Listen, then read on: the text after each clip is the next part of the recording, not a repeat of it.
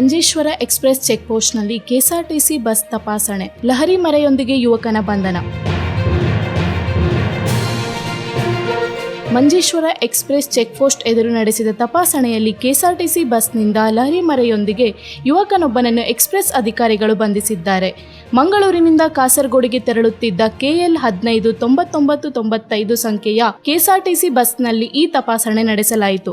ಹೊಸದುರ್ಗ ಪನಯಾಲ್ ನಿವಾಸಿ ರಾಜೀವನ್ ಅವರ ಪುತ್ರ ಗೋಕುಲ್ ರಾಜೀವ್ ಎಂಬಾತನಿಂದ 0.52 ಗ್ರಾಂ ಮೆಥಾಂಫೆಟಮಿನ್ ಹಾಗೂ 2.38 ಗ್ರಾಂ ಗಾಂಜಾವನ್ನು ವಶಪಡಿಸಿಕೊಳ್ಳಲಾಗಿದೆ. ಮಂಜೇಶ್ವರ ಎಕ್ಸ್‌ಪ್ರೆಸ್ ಚೆಕ್‌ಪೋಸ್ಟ್‌ನ ಎಕ್ಸ್‌ಪ್ರೆಸ್ ಇನ್ಸ್ಪೆಕ್ಟರ್ ಆದರ್ಶ್ ಜಿ ಅವರ ನೇತೃತ್ವದ ತಂಡವು ಲಹರಿ ಮರೆಯನ್ನು ಪತ್ತೆ ಹಚ್ಚಿ ಆರೋಪಿಯನ್ನು ಕಸ್ಟಡಿಗೆ ಪಡೆದುಕೊಂಡಿತು. ಈ ಸಂಬಂಧ ಆರೋಪಿಯ ವಿರುದ್ಧ ಎಕ್ಸ್‌ಪ್ರೆಸ್ ಕಾಯ್ದೆಯನ್ವಯ ಪ್ರಕರಣ ದಾಖಲಿಸಲಾಗಿದೆ.